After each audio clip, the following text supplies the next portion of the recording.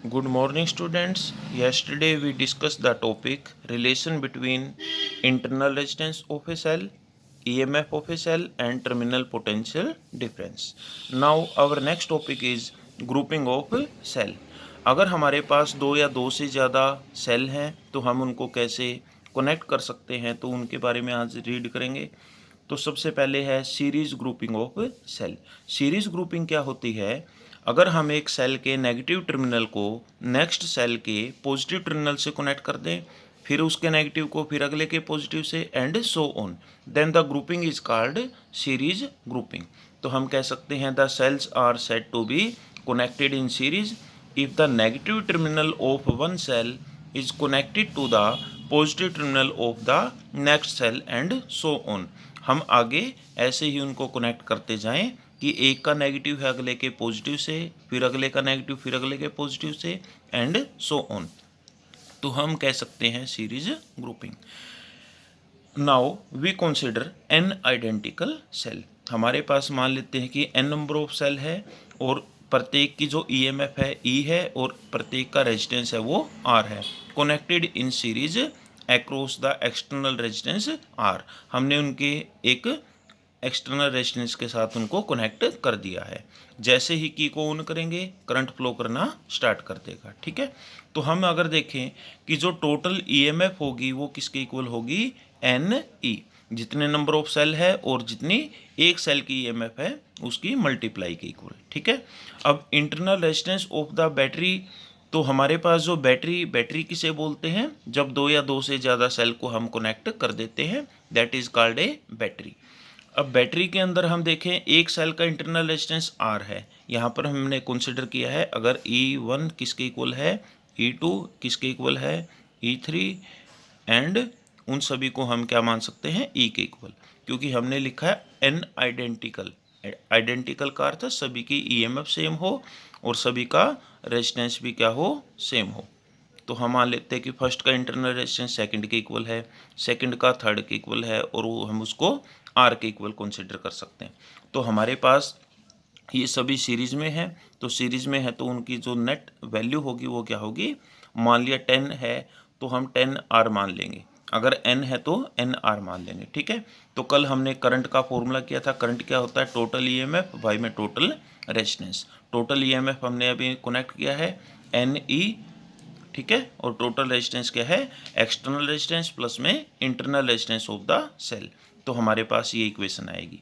अब इस इक्वेशन में अगर हम स्पेशल केस देखें, इफ आर यानी external resistance is very very greater than internal resistance of the cell, तो हम एन आर को नेग्लेक्ट कर सकते हैं।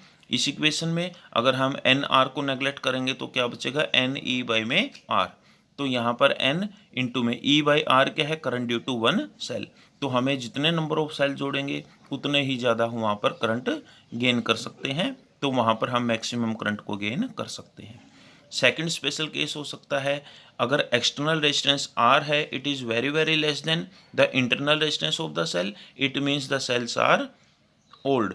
यानी वहाँ पर पुराने सेल का हम यूज़ करेंगे तो उनका इंटरनल रेजिस्टेंस ज़्यादा होगा, एक्सटर्नल कम कंसिडर किया, तो हम उस केस में आर को नेग्लेक्ट कर सकते हैं। अगर इस इक्वेशन में आर को छोड़ देंगे तो एन से एन को कैंसिल कर सकते हैं और ई बाई आर हमारा आंसर आएगा, और that is current due to one cell.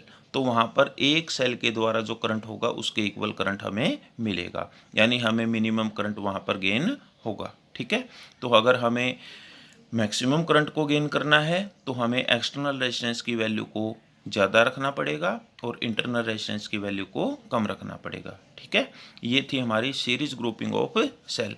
Now in next topic we discuss the parallel grouping of cell. Parallel में क्या होगा?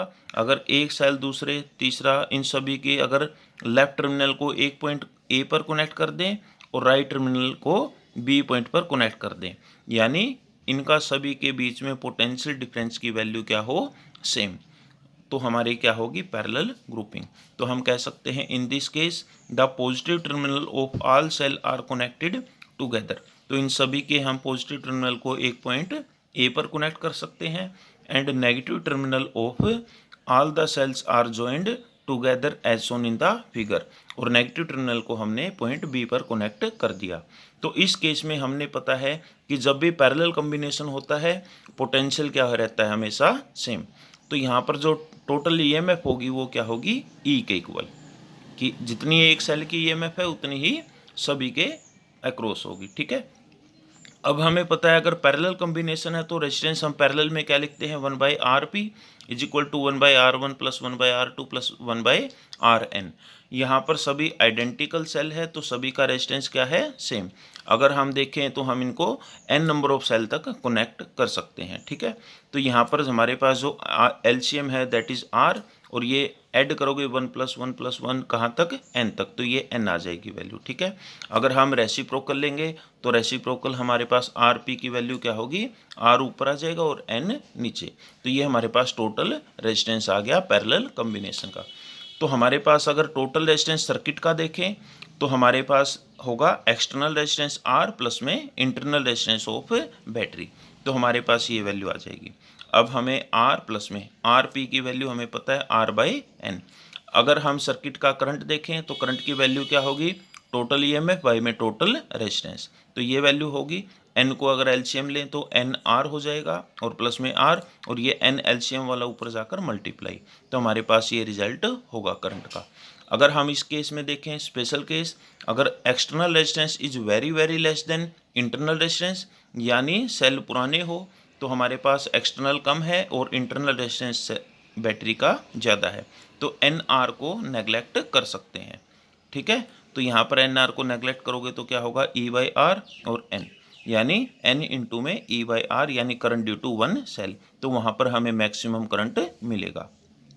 ठीक है, अगर हम देखें इंटरनल रेजिस्टेंस कम है एक्सटर्नल ज़्यादा है तो हम R की वैल्यू को नेगलेक्ट कर सकते हैं, तो हमारे पास बचेगा NE/ में NR, N से N कैंसिल आउट, E/R, तो वहाँ पर हम बोलेंगे current due to one cell, तो हमें मिनिमम करंट वहाँ पर गेन होगा।